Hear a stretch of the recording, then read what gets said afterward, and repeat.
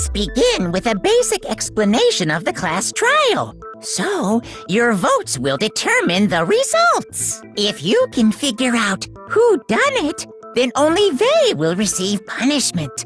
But if you pick the wrong one, then I'll punish everyone besides the blackened, and the one that deceived everyone else will graduate. And the killer really is one of us, right? Of course! Okay then. Everyone, close your eyes. And whoever did it, raise your hand. Don't be a goddamn idiot. Why the hell would they raise their hand? Before we move on and start the trial, can I ask a question real quick? What's going on with those pictures? I'd feel awful if they got left out just because they died. Friendship penetrates even death's barrier. Friendship penetrates? Okay, but what about that other empty seat? There were only 15 of us to begin with, so why are there 16 seats? Oh, no reason.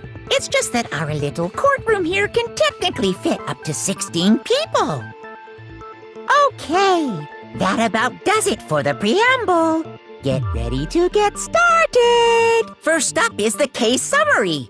Now, let the class trial begin.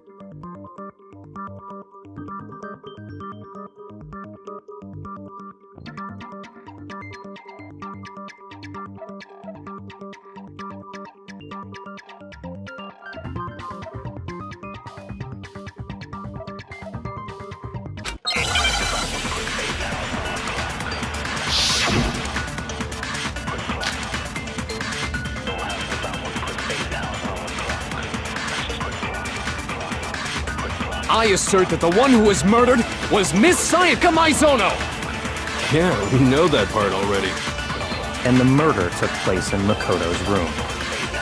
In the bathroom.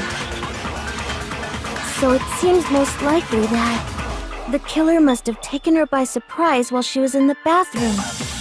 She didn't even have a chance to resist.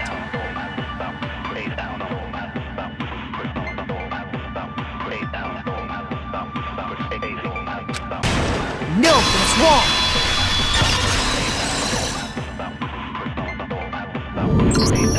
Just a second, Chihiro. Try to remember how my room looked. With the way things had been damaged, I think we can definitely assume there was a struggle. A struggle? Between who and who? Between Sayaka and the killer, of course. So you're saying Sayaka wasn't caught by surprise in the bathroom? She must have been attacked in the main room first. Then, she ran to the bathroom to try and hide. The killer followed her in, and that's where they finished the job. That much should have been obvious after taking one look at the scene. It shouldn't even need explaining.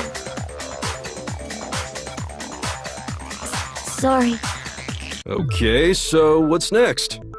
Next is the subject of the murder weapon. Wow, this is starting to sound like a real trial.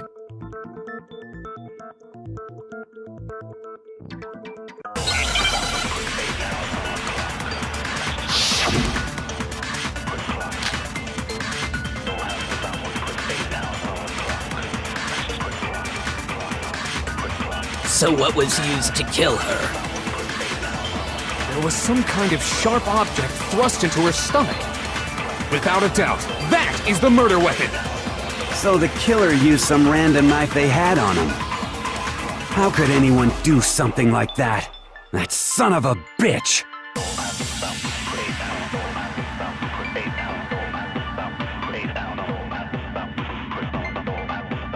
No, that's wrong.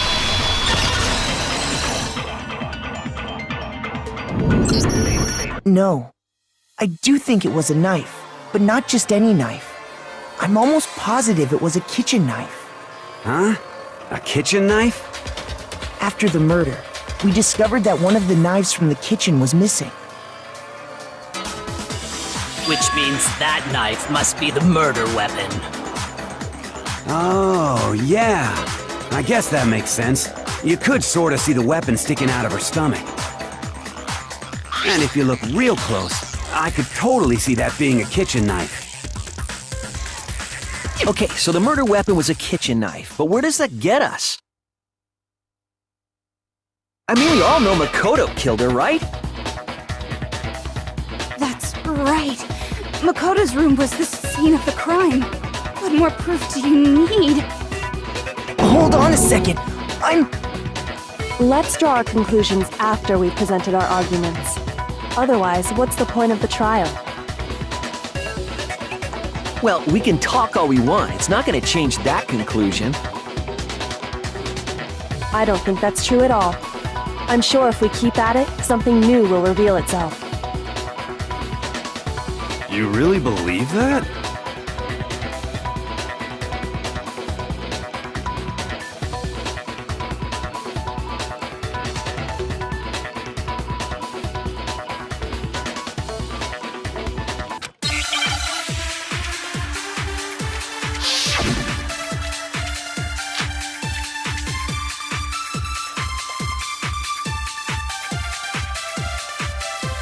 So I guess there's no question that the kitchen knife was the murder weapon. But where does that get us? Makoto must have taken it from the kitchen, right? He did it in secret when nobody was in the dining hall. And then he went and stabbed Sayaka with it. So he really did do it. Yes, then it's been decided. We've reached the end.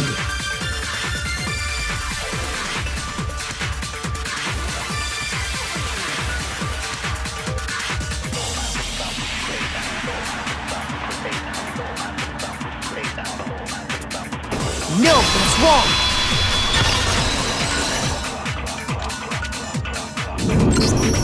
Okay, wait. Hold on. I didn't take the knife from the kitchen. Next, you're gonna say you're not the killer, right? Go ahead and say it all you want. Well, what if I have a witness? What do you think, Hina? Huh? Remember what you were telling me earlier?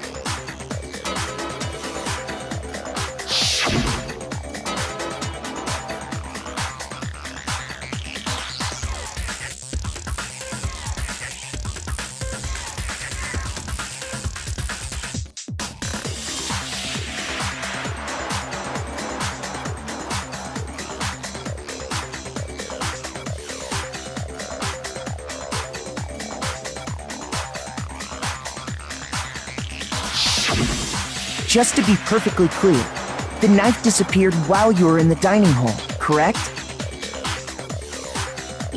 Yeah, that's right. And at any point while you were there, did you ever see me come into the dining hall? No, I don't think so. You don't think so? No, he definitely wasn't there. The knife disappeared while Hina was in the dining hall, but I wasn't there the entire time. In other words, there's no way I could have taken the knife. Okay, then what about this? What if the idiot swimmer girl and Makoto are in on it together, and lying to protect each other? Idiot swimmer girl! Oh, and more importantly, why would I get involved in something like that? Speaking of which, I'd like to ask the bear, if there is an accomplice, do they also become blackened? So you ask, and so I shall answer. Each murder is allowed to have an accomplice, but only the one who does the killing will get to graduate. So in other words, two people can work together, but one of them has no chance of profiting from it. Then there's no way anyone would work together, right? But what if they did work together, and they just didn't know about the rule? Ugh, good grief! Enough already! No, okay? There are no accomplices in this case! Oops! Did I say that out loud? Anyway, I didn't go to the dining hall, and I didn't take the knife. So I'm not the killer. Okay, so then, who did take the knife?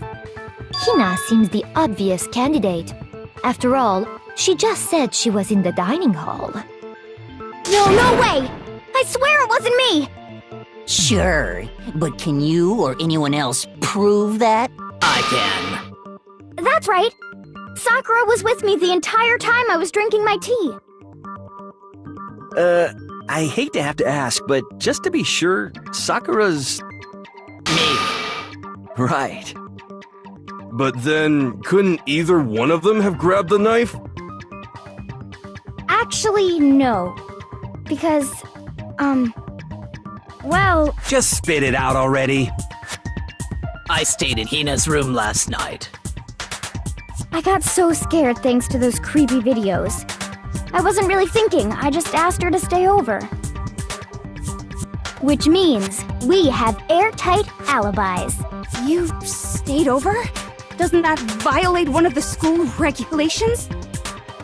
We're not allowed to sleep anywhere but the dorms, but it doesn't say we have to stay in our assigned room.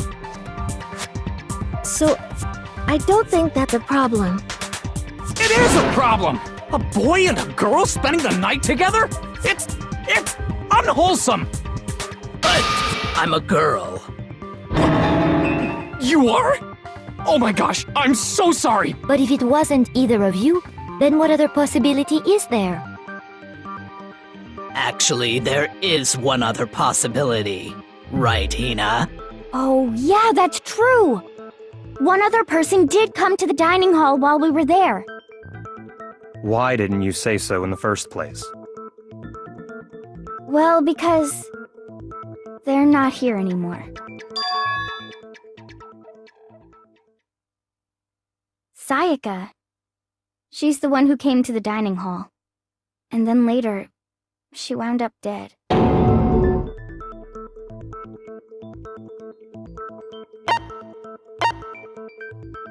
I got it! Then, Sayaka is the one who took the knife? That's the only possibility. And thinking back on it, she was acting kind of unusual. When she came into the dining hall, she didn't even look at us. She just went straight to the kitchen.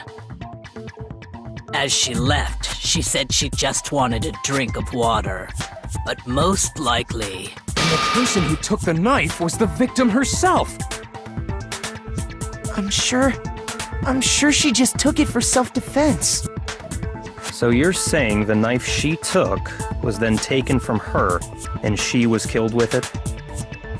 In that case, you may not have taken the knife, but you still could have killed her. What? See? He did do it after all! No, you're wrong! So, that's how you would twist the argument and send us all off in the wrong direction? You possess a most terrifying talent.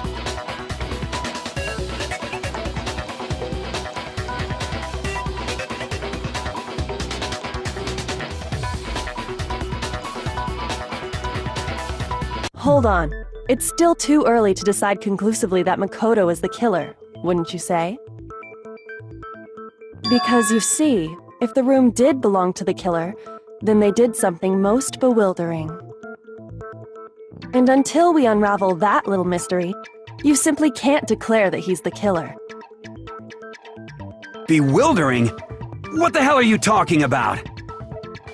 Something was missing from the scene of the crime that by all rights should have been there.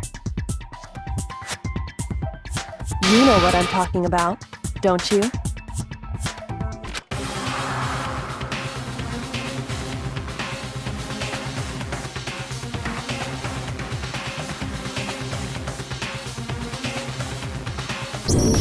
That's right! There wasn't a single hair on the floor! So, the culprit removed some evidence? Yes, and if I were the culprit, why would I need to get rid of all the hair in my own room? It wouldn't be unusual at all to find my hair at the crime scene, if the crime scene is in my room?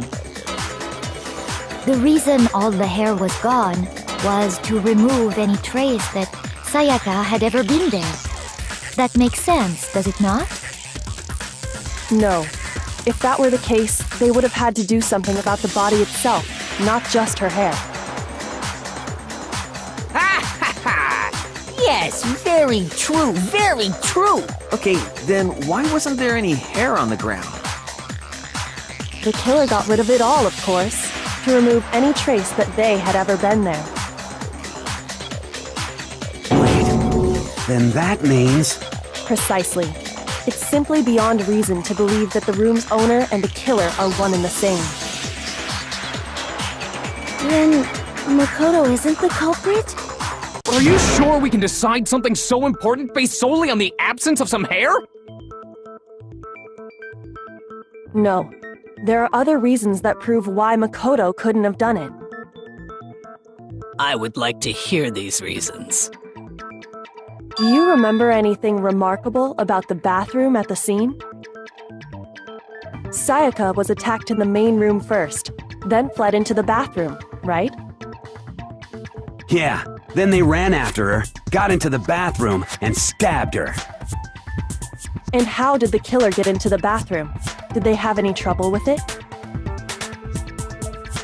What do you mean? It's fairly certain that the killer had some trouble getting into the bathroom. There was clear evidence left behind. Do you remember, Makoto? I got it! Evidence that the killer had trouble getting into the bathroom. You're talking about the doorknob, right? Huh? The doorknob? What doorknob? The doorknob for my bathroom. It was completely broken. See how the top part was unscrewed? And the doorknob's about ready to fall off? Oh yeah, true. But what does it mean? In trying to bypass the lock, they ended up nearly removing the entire doorknob. This is another most bewildering act for the room's owner. It proves Makoto is beyond suspicion. So what? You're saying he wouldn't break the door in his own room? But if the only choice you have is to break it, you break it. There's nothing bewildering about it. You still don't see? Okay then. Let's take another look at how the incident unfolded. Hopefully that will help you understand.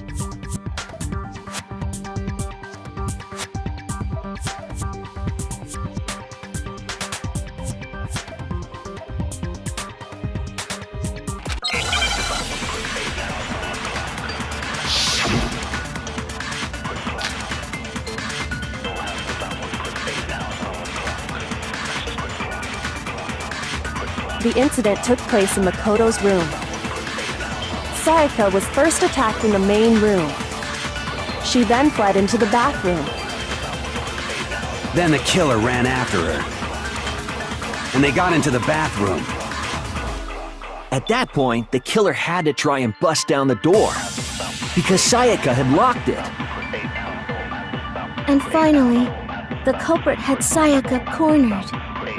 To finish the job, they stabbed her with the kitchen knife. It was you, wasn't it, Makoto? Admit it! We already know the answer.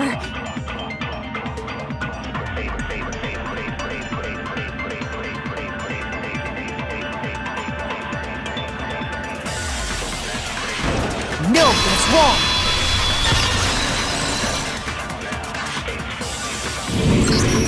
The reason my bathroom didn't open wasn't because it was locked.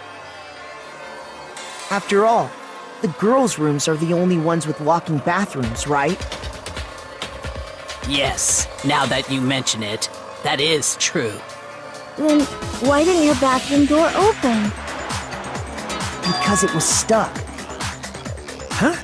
What are you talking about? My bathroom door doesn't fit in the frame quite right.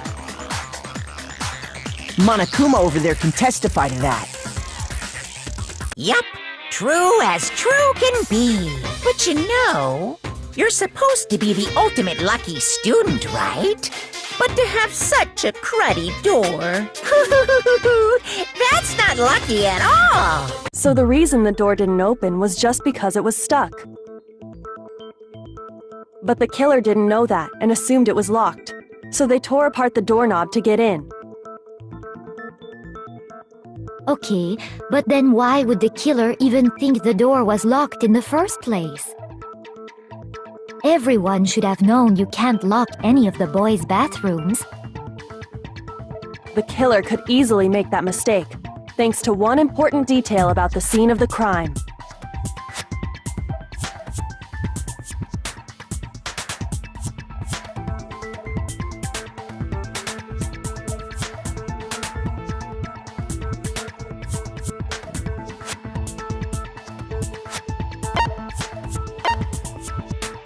I got it! The killer must not have realized that it was my room. What? Are you saying the culprit didn't even know where he was? That's inconceivable! And yet, he's absolutely right. Say what? Well, to be more specific, what the killer didn't know was that Makoto and Sayaka had switched rooms. Which is what led to the misunderstanding about the bathroom. If Sayaka had been in her own room, then there would have been a lock on the door, and they would have had to break through! So they had no idea how unnecessary their actions were. Ultimately, we can't know if it came open by force or simply by accident. But the killer must have been considerably confused, with no idea how they actually got the door opened. Regardless, it was a pointless act. Wasting time trying to break down a door that wasn't locked is Definitely something I wouldn't do, since I would have known exactly why it wasn't opening, right? That is a definite possibility. So the killer would have to be someone who didn't know they'd switched rooms? Then Makoto couldn't have done it.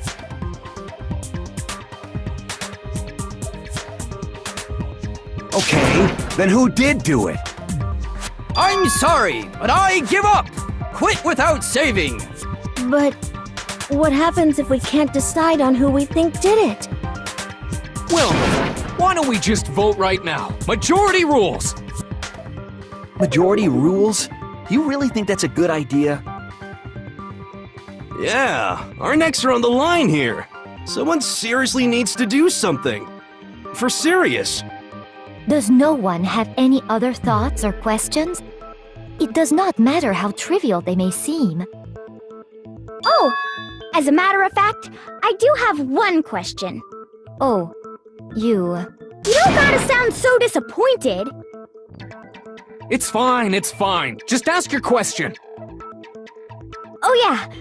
Okay, so, well, I was just wondering, how did the culprit get into Makoto's room in the first place? Yes. How did the killer get inside? Maybe Sayaka just dropped the key somewhere and the culprit picked it up. That's possible, right? I don't think so. That seems way too convenient. Then maybe someone picked the lock? Negative! If you remember, Monokuma made it quite clear that the locks are all unpickable. Fine. How about this? The killer got in the easy way. They could have knocked and said they wanted to talk or something, and Miss Maizono just let him in. No, that can't be it either. Oh, trying to argue against me? Sounds like someone doesn't know his place. Hello? Why exactly can't that be it?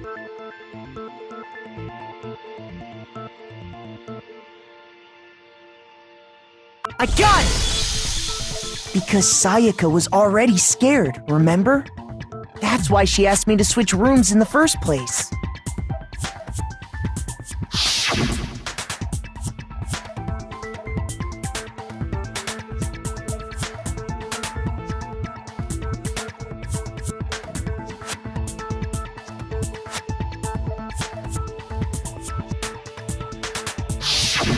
Knowing what she'd been through, I just can't believe she would have opened the door for anyone. What if her being scared was a lie? Huh? What the hell is that supposed to mean? Why would she lie about something like that? I know you don't want to consider it, but look at this and tell me. Can you still deny the possibility?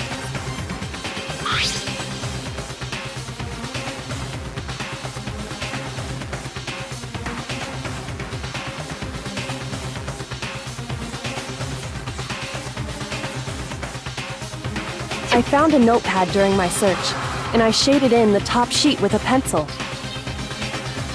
And these are the words that appeared. Oh man! I've totally seen people do that on detective shows. When you write, it can leave an imprint. Sketch over the next sheet of paper, and you can see the words. When I saw that, I was like, holy crap! I better make sure I rip the paper out before I use it from now on. It's a pretty old-fashioned technique, but even the classics can be surprisingly useful sometimes. Oh, and I should also mention, I found the notepad on the desk in Makoto's room. Huh? Which means only someone who had been in Makoto's room before the incident could have written it.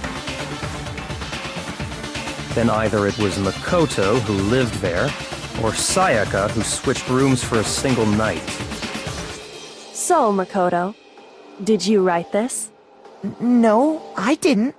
But of course you didn't, because the note also bears a perfectly legible signature.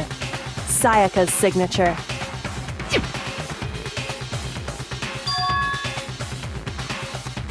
But why? Why would she write that? The note was likely her way of getting in touch with a certain someone. She must have slid it under their door to let them know she wanted to meet with them in secret. If you got an invitation like that from the ultimate pop sensation, what young man could resist? Of course, I'm only into 2D, so it wouldn't have any effect on me. But can we be sure anyone even got this note? And honestly, even if they did, I do not think they are at all involved in what happened. Huh? What makes you say that? Would you like to hear what I have to say? Very well then, pay attention.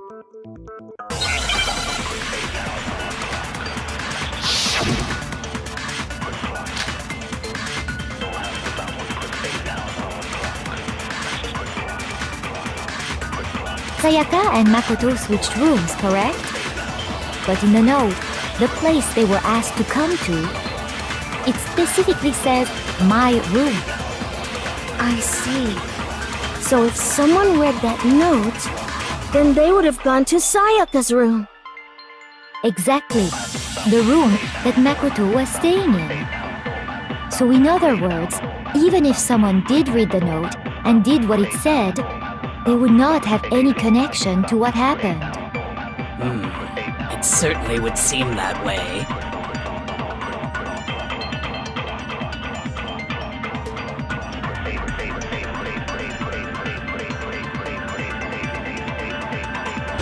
no, that's wrong.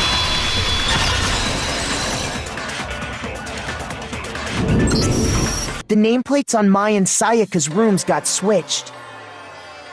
They got switched? That's right. The nameplates got switched, just like the rooms themselves. As a result, the nameplate on Sayaka's room actually had Makoto's name.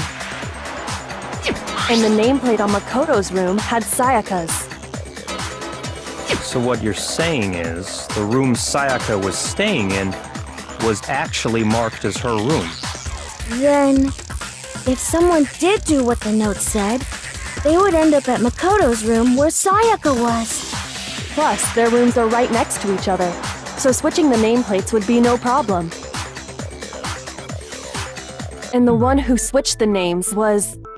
well, of course it wasn't you, right, Makoto? Right? Okay, then who did it?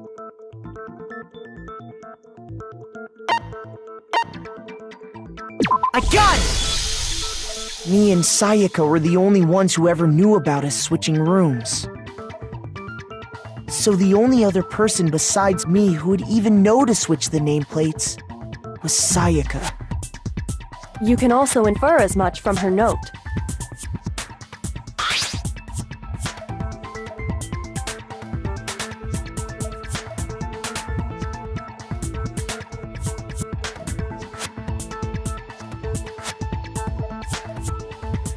She specifically tells the reader to check the nameplate. She would only have written that if she knew the nameplates had been switched. But why would she switch them in the first place?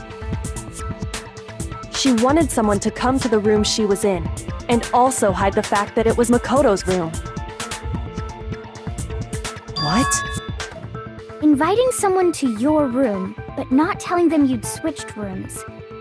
Why would anyone do that? To understand that, we first need to understand what happened after she invited the person into the room. That's where the answer lies. What happened then was probably whoever she invited over came in and attacked her. We figured it out! We know who did it! Whoever she invited over is the culprit! But we still don't know who it is, you goddamn idiot! Sayaka fought with her killer there in the room, yes?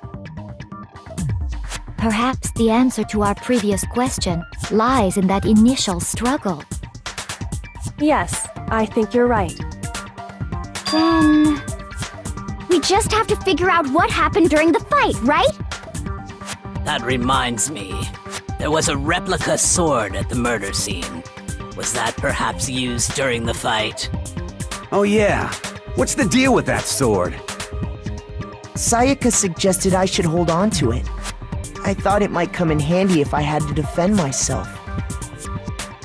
It seems pretty likely that the killer used it to break Sayaka's right wrist. How the hell could you possibly know that's what broke her wrist? I got it! All you have to do is take a good look at her broken wrist, and it should become pretty clear. Right there where her wrist is all swollen, there's something glittery there. See? Is that gold? It sure is. Specifically, the gold coating from the replica sword. You barely have to touch that stuff, and it'll stick right to you. And there's some on her wrist because... I got it! Because she got hit with the sword! Right there on her wrist! I see. And so the truth draws ever closer. All right, then it's about time to solve this mystery.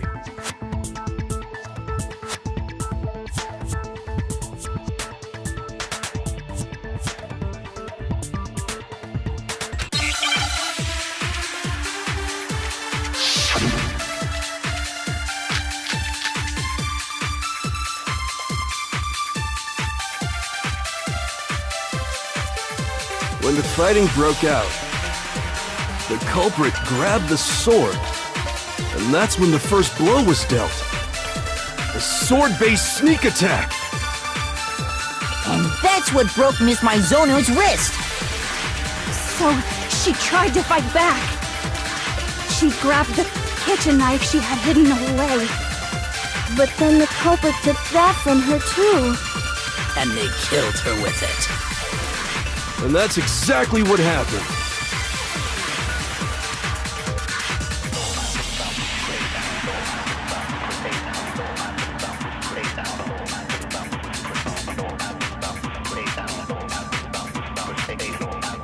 No, that's wrong!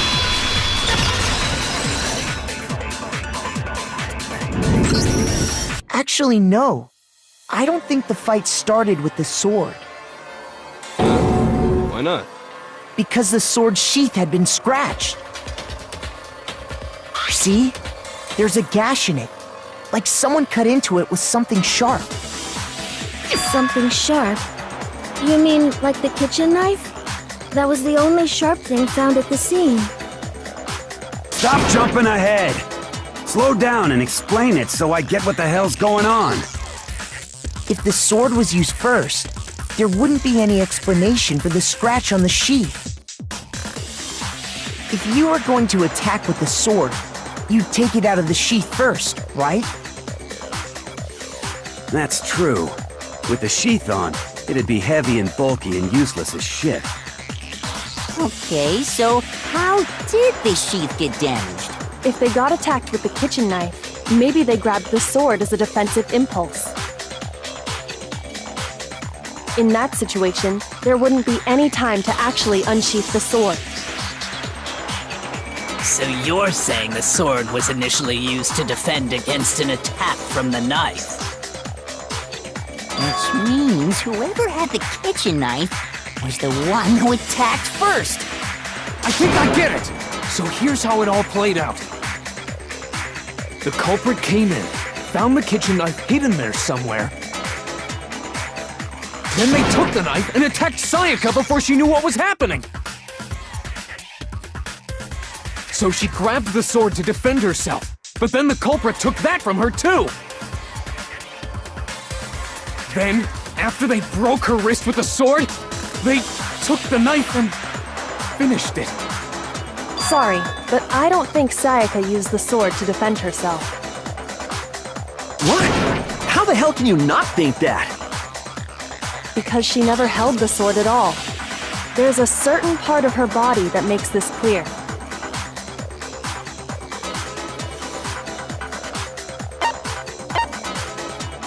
I got it! You're talking about her palms, right? The palms of her hands were perfectly clean, so I don't think she ever picked up the sword. How can you know that just by looking at her palms?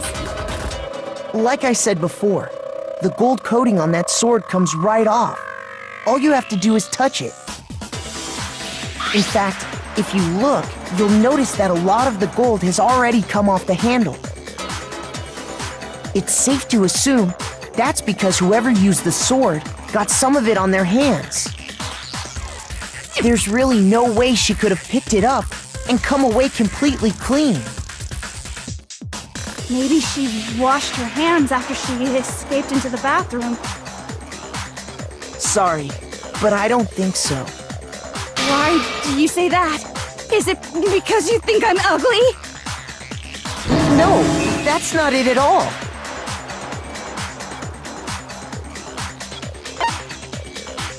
I got it! According to the Monokuma file, Sayaka's time of death was around 1:30 a.m.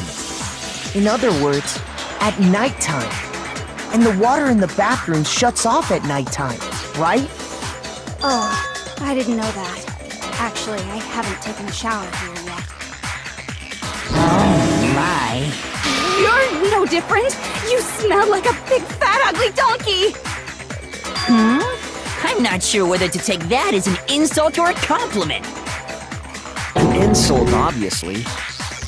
So anyway, if Sayaka never touched the sword, then that means the killer is the only one who used the sword.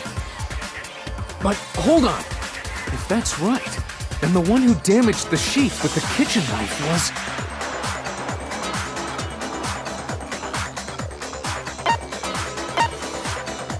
I got it! Sayaka? She had the kitchen knife? But we already said that the attack started with... The person with the knife attacked first, and the sword was used as an impromptu defense. Then the one who attacked first was... Sayaka? Now do you understand? She wasn't a blameless victim in this. No, far from it.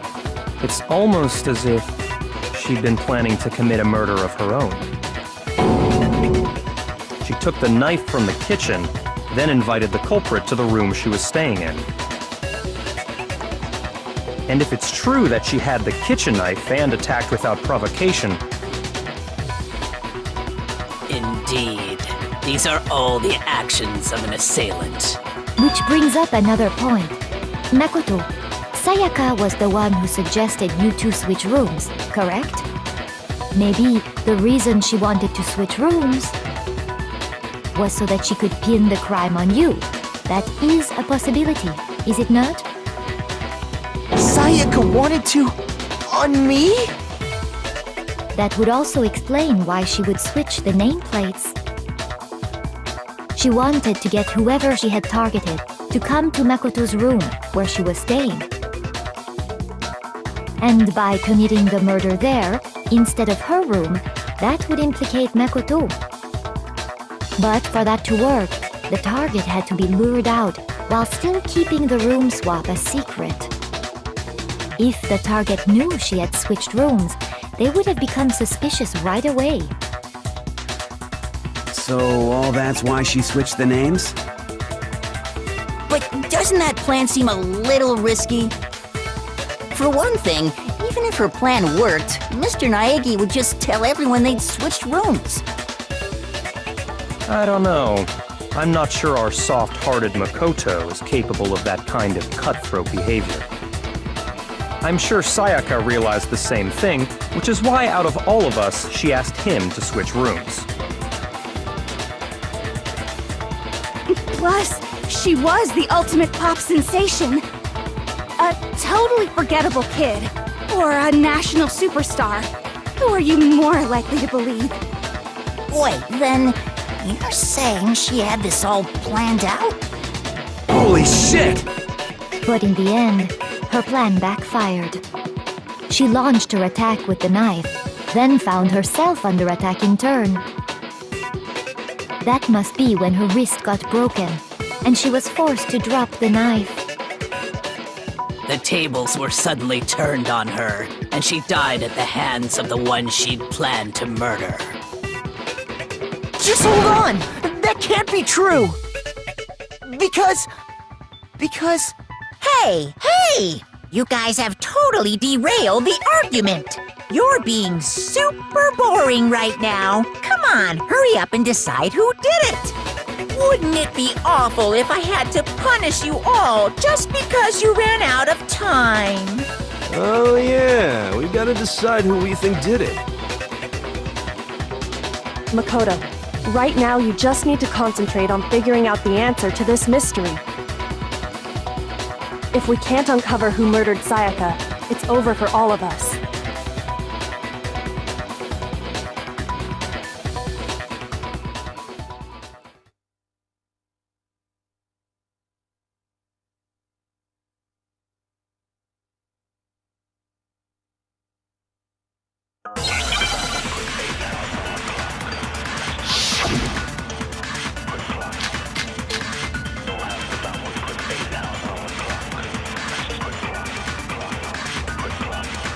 It's easy just to say, hey, decide who did it. But there just aren't any more clues, right? Very well. Then let's review all the clues we've found up to this point one more time. Do we really have time for all that? Die! If we don't do something, we're all gonna die!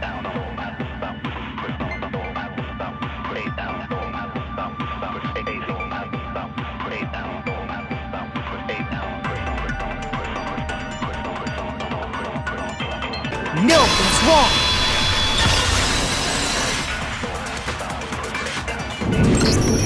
There still might be one clue left.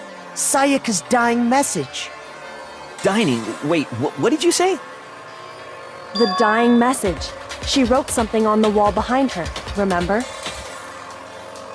11037. Written in her own blood. There must be a clue about the killer hidden in there. Well, before we get too far into that, I need to ask, can we really be sure that Sayaka is the one who wrote it?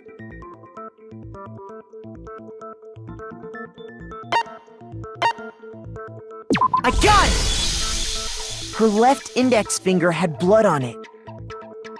That could only be because she used that finger to write the message. I see.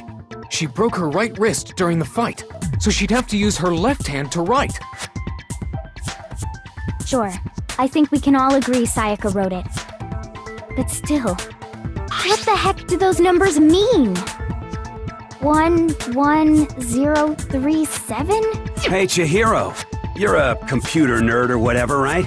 You should know all about numbers and shit. No, that's not... Yes, I'm a programmer, but I don't see any kind of meaning in these numbers. Of course. It's because they're not numbers. Oh, yeah, it looks like... Huh? What? No, it's just... look at the numbers, assuming they're not numbers. Don't these first two, 1-1, look less like two numbers and more like one letter? Ah, you're right. The connecting line is barely there, so I assumed it was 1-1, but looking at it now, you could also read it as an N. Whoa, you might have finally just said something worth a shit. Our little gray cells are really getting excited now. But even if that really is an N037, doesn't make any more sense than before.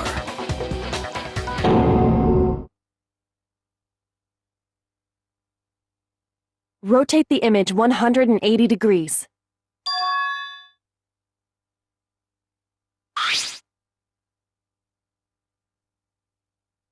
Oh my god. Now I see. She wrote down the killer's name. Huh? You just shot past the clue part and right onto who did it. So, whose name did she write?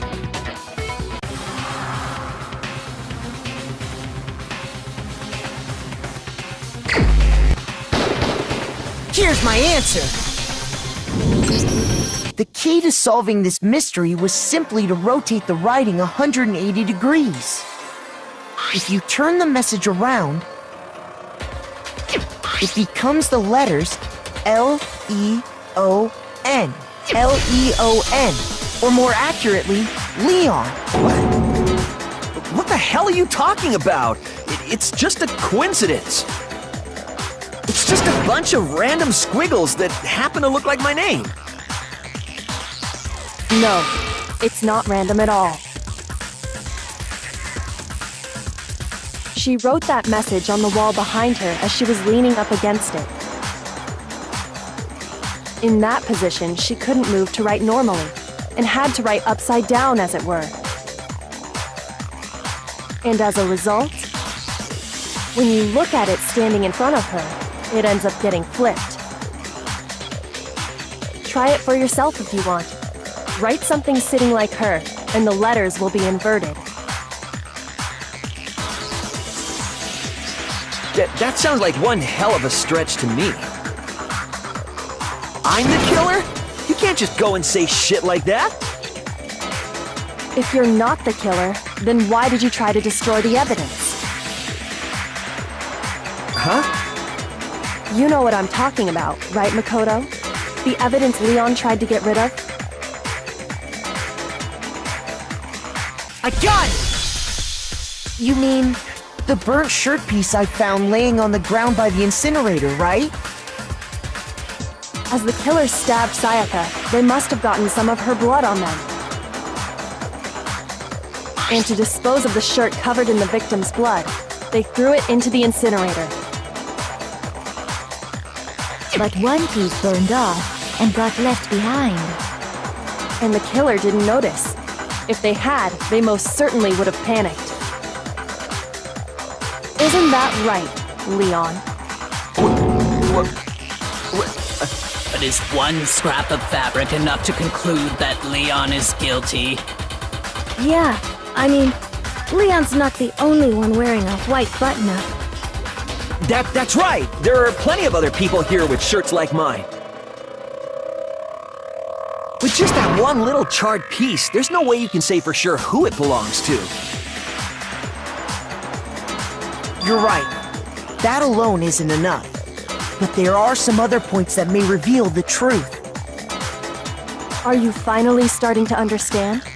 The answers to all the riddles are right here. Yeah, I think so.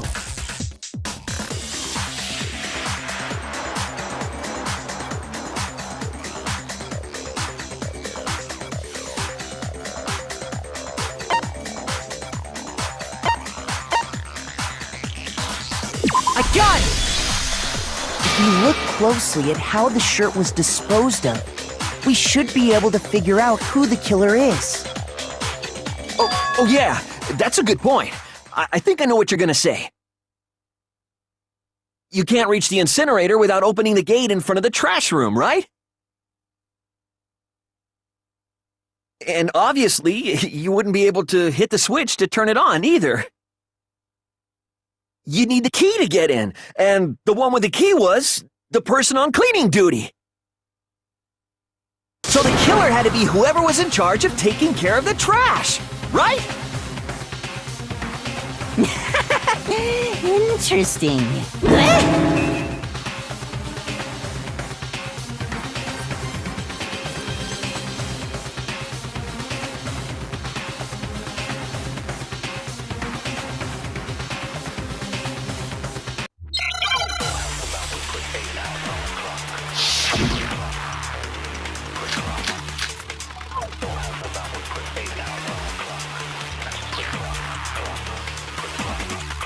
The key to the trash room. Whoever was on cleaning duty must have had it, right? So the only one who could get to the incinerator was the person in charge of the trash? And you'd have to get close to the incinerator in order to destroy the evidence. Which means the only possible suspect is whoever had the trash room key. Okay, so the person who would have had the trash room key was... Huh? Me? No!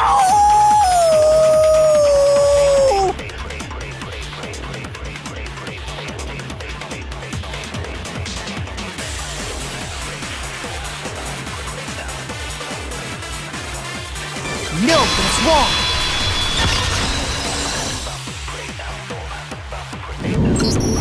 Hold on. I think I know how someone could dispose of the evidence without using the trash room key. But if you can't get past the gate, you couldn't possibly turn on the incinerator, could you? Yes, you could. If you used this. What is it, some kind of glass ball? It's busted to hell. Actually, it was supposed to be a crystal ball, but, But how would you use it?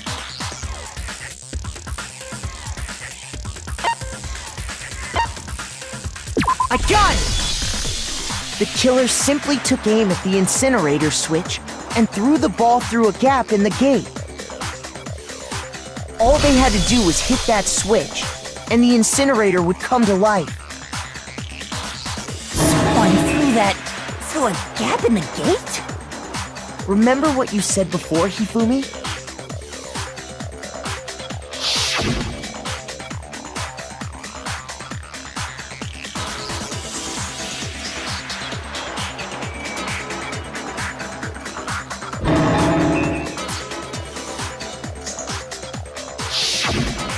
Hifumi had the key, so the only way the incinerator could have been turned on without his knowledge was because the killer was able to hit the switch without opening the gate.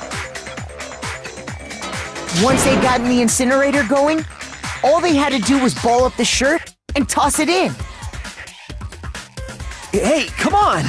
What the hell is this? All you have to do is look at the scene to know that the killer never actually went inside the trash room. The shards of broken glass, the incinerator left running, the piece of shirt that escaped the fire. If the killer had been on cleaning duty, the evidence would have been taken care of much more thoroughly. Wait, no, just hold on. But the distance from the gate to the incinerator has to be at least 30 feet, right? The pinpoint accuracy you'd need to throw a glass ball that far and hit something that small. Could someone really do that? That's right! There's no way! It'd be impossible! Difficult, absolutely. Impossible? I don't think so. Because the killer is...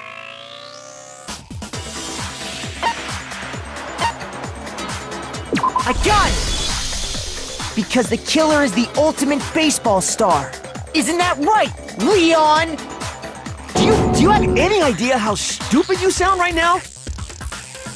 A target 30 feet away would surely be little challenge for the ultimate baseball star. You can't be serious. I'm not the killer! These goddamn shipper brains have got it all wrong, I'm telling you! You still won't admit it? Okay then. Makoto, go ahead and review the incident one more time to make his crime perfectly clear. And with that, we can end this. Listen to me! What the hell do you mean, end this? Say what you want, Leon, but all the questions have been answered, and the truth has been revealed. Now here's what happened. Here's exactly what happened. I think I'd better take one more look back at the case from the beginning.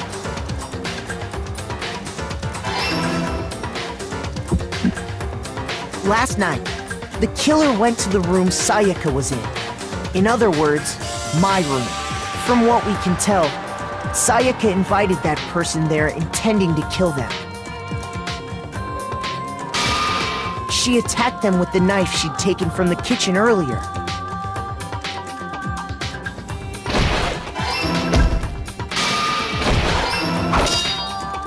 But then something happened that she wasn't prepared for. They grabbed the fake sword I put in my room and fought back. During the struggle, a strike from the sword broke Sayaka's right wrist. And that's when she lost her grip on the kitchen knife. Finding herself cornered, Sayaka panicked and ran into the bathroom. The killer went after her, but couldn't get the bathroom door open. What they didn't know was that my bathroom door got stuck easily, and there was a trick to opening it. Sayaka knew about that because I'd told her, but of course the killer had no way of knowing.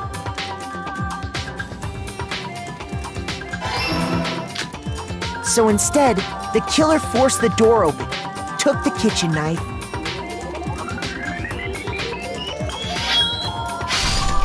and stabbed Sayaka.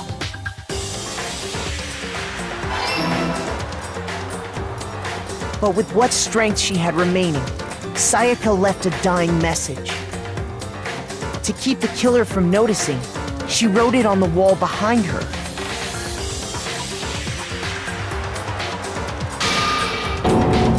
And with that, all her strength was gone. With Sayaka dead, the killer quickly began destroying the evidence. First, they took off their shirt, which was covered in their victim's blood.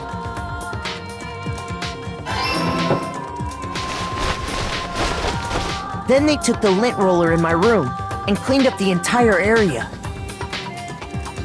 They wanted to make sure they got rid of any trace they'd ever been there.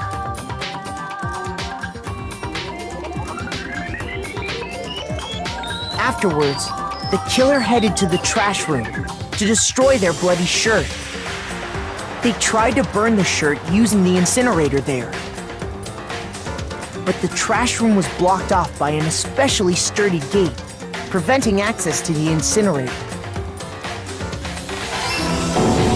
So they came up with a plan to use Hiro's crystal ball, which he'd left in the laundry room. The killer managed to throw the ball through the gap in the gate and hit the incinerator switch. For any normal person, that'd be an impossible throw, but the killer had the confidence to take a shot. And that's because the killer was the ultimate baseball star. The crystal ball, thrown with absolute precision, hit the switch on the incinerator, which then quickly roared to life.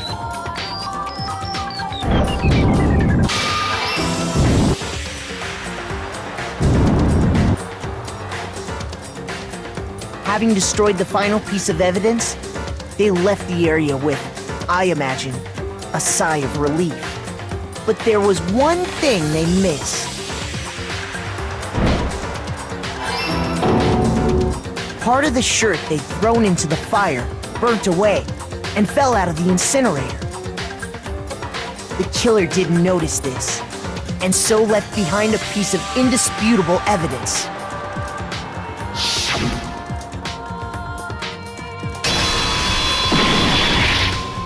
Isn't that right, Leon?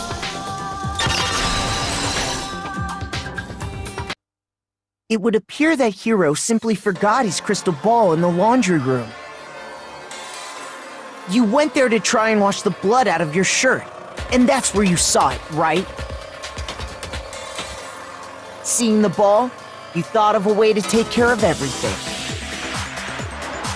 So, Leon, do you object to anything that's been said? Do I object? Hell yes, I object! Of course I do! I object! I object! I object! I mean, all of this is just a bunch of stupid theories! You need evidence! Where's the evidence? Without evidence, it's all bullshit! It's bullshit and I refuse to acknowledge it! Well then, I guess this is as good a time as any to present the evidence that proves you did it. Makoto, I believe you're in possession of that evidence. When the killer broke the bathroom doorknob, they didn't use anything from your room to do it. So what did the killer use?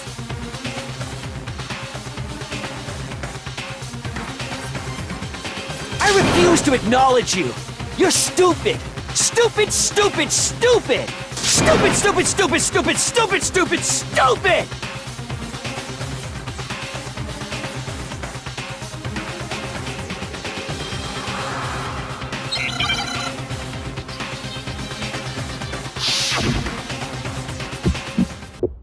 Where's your proof? This should prove it!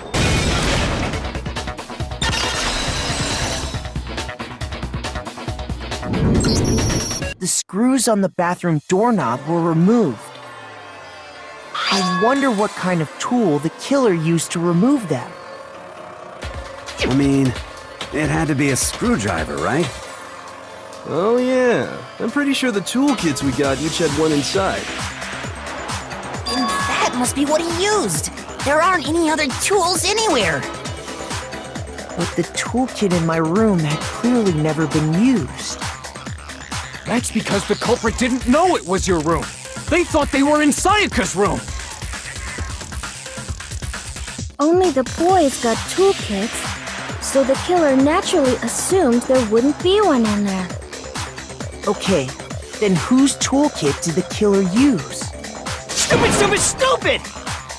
It had to be their very own toolkit. Stupid, stupid, stupid, stupid, stupid! Leon, would you mind showing us your toolkit? If I'm right about this, then the screwdriver will show some evidence of being used. Stupid, stupid, stupid! Huh? And if you say you used it for something else, you'll have to explain exactly when, where, and why. And let me say this right now. I lost it isn't an excuse at this point. Stupid. Stupid.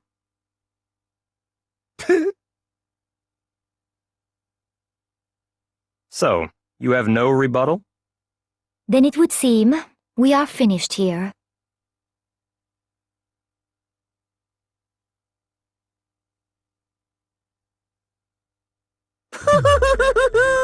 Looks like you've reached your verdict. Then are we ready to cast our votes? You all have a lever in front of you. Use it to make your selection. Oh, just to remind you all, make triple sure you vote for someone. You wouldn't want to be punished for something so minor, right? Okay, then let's get excited! Who will be chosen as the Blackened? Will you make the right choice or the dreadfully wrong one? What's it gonna be? What's it gonna be?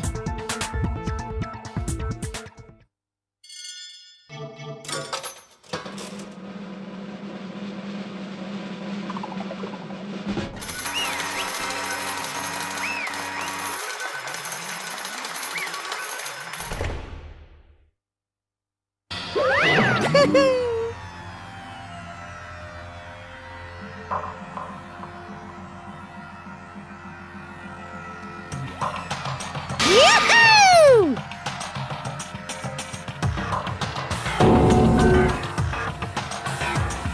Huh? Hey, hold on.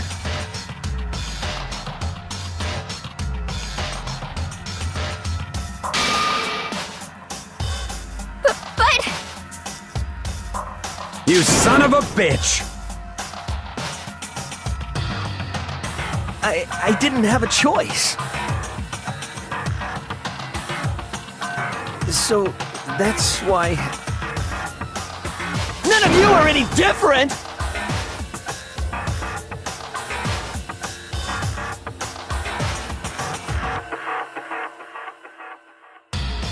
I was just... unlucky. That's all. Hey! Come on!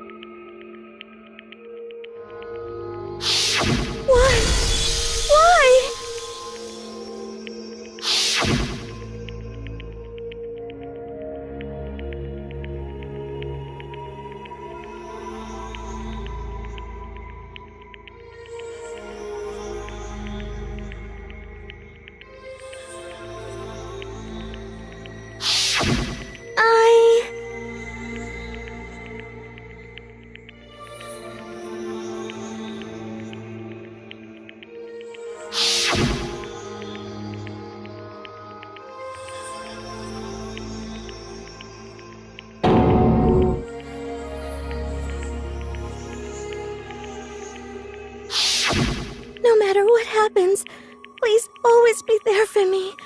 I need you on my side.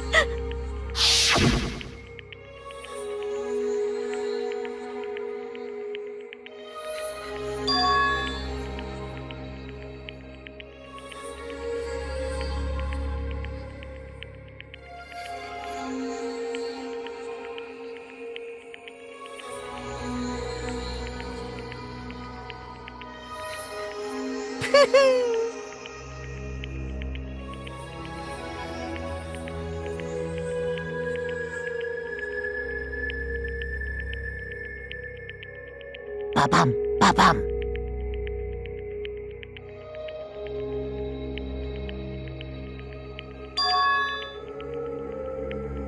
Phew!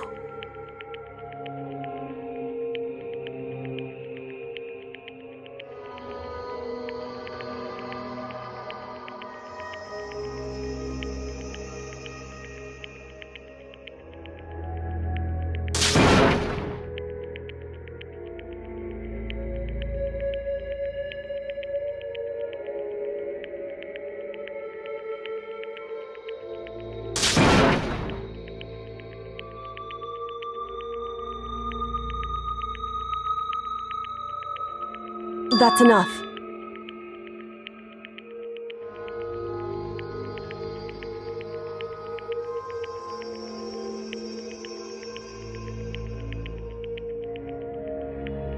Calm down.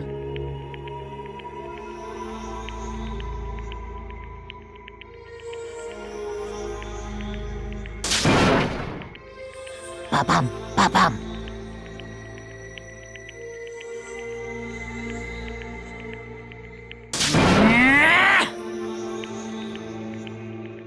Yes, indeed.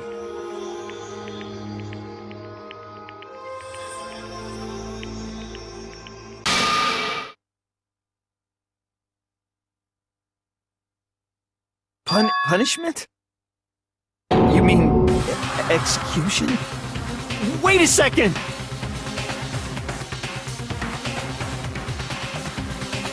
Yeah, that's it.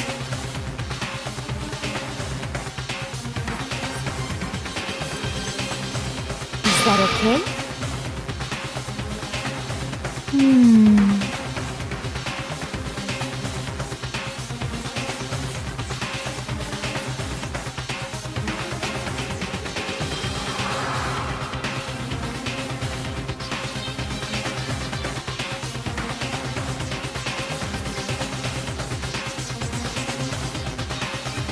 Do you understand?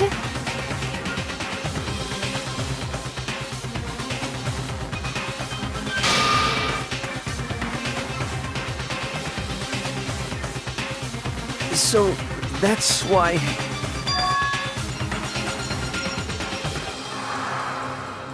Oh!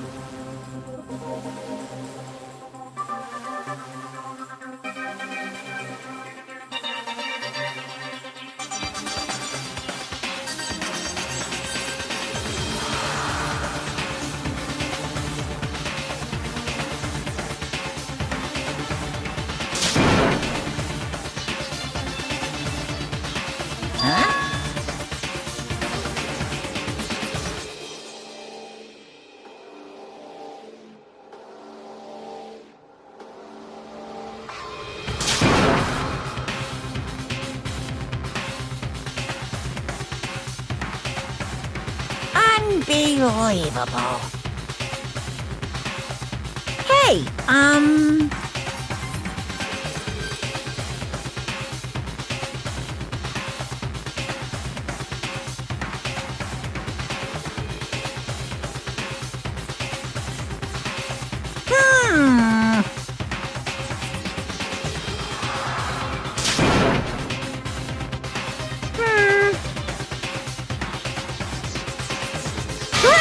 Chills! Kills! I'm begging you! Please, don't do this! Hey, come on now.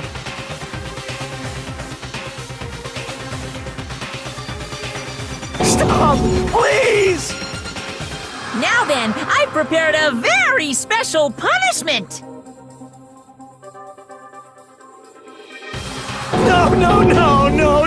No! Let's give it everything we've got! It's punishment time! No!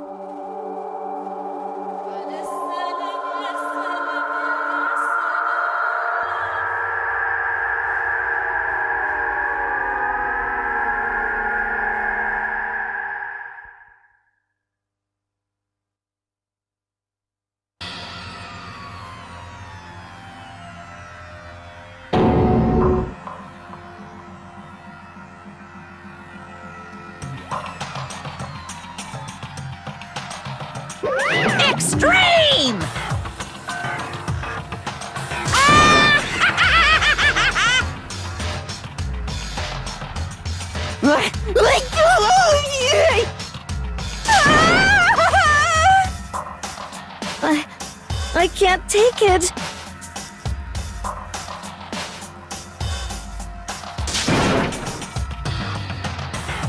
Well?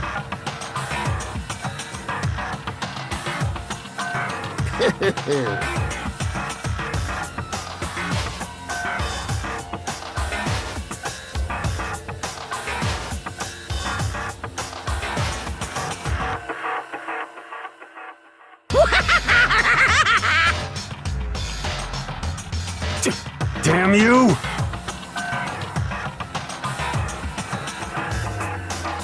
What the heck?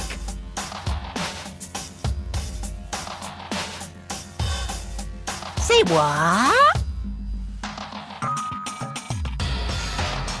Well...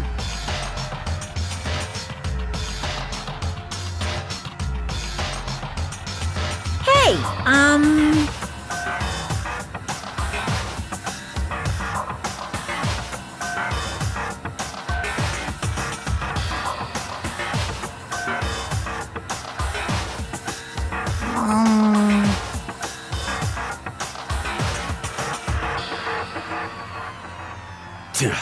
Shit.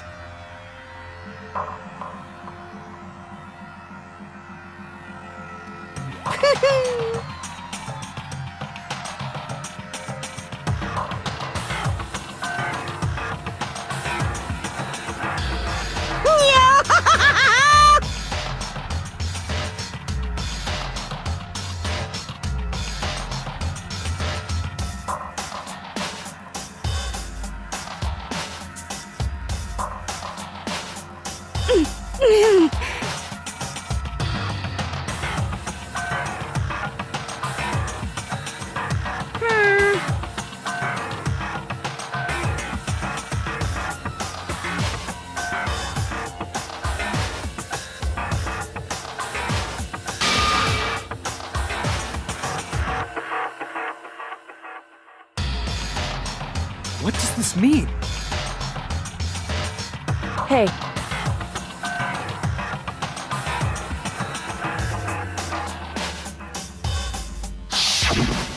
Thrills, chills, kills!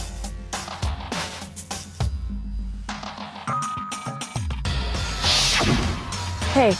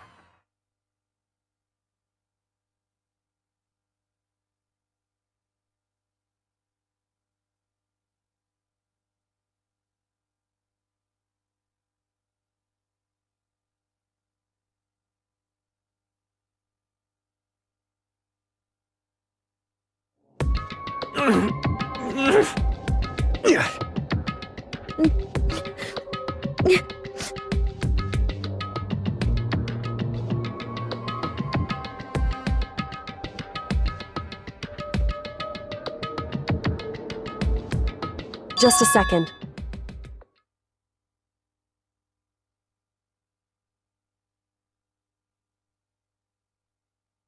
Makoto.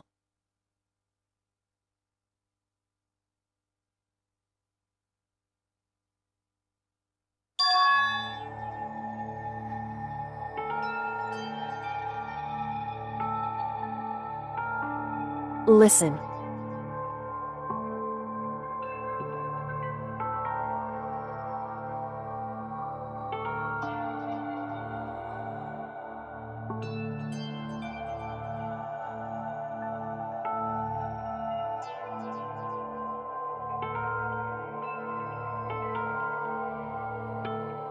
It's true.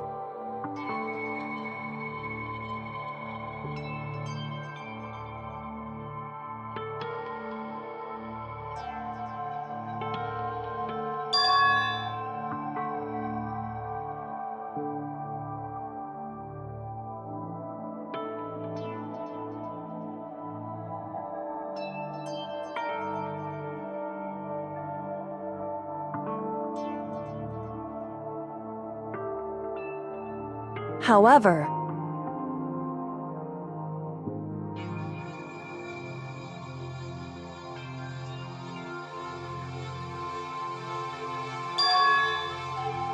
so...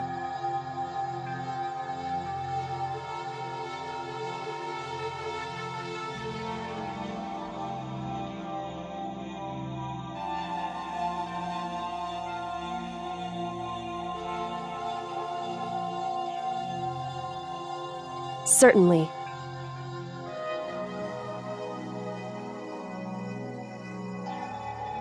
Anyway...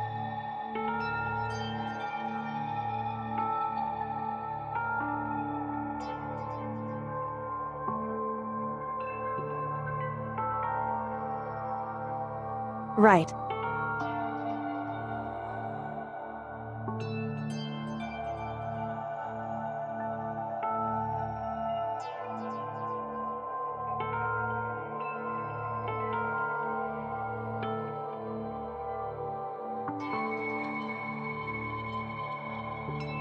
Correct.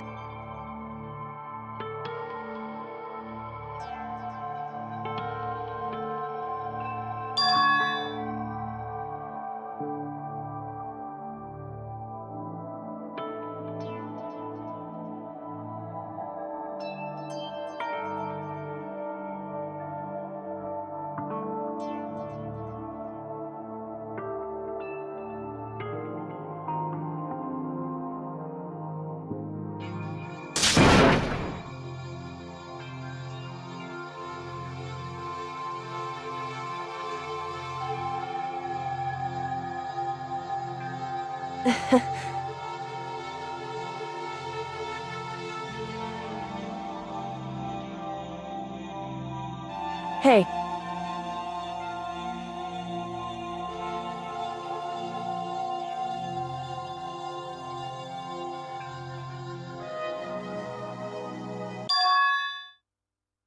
What?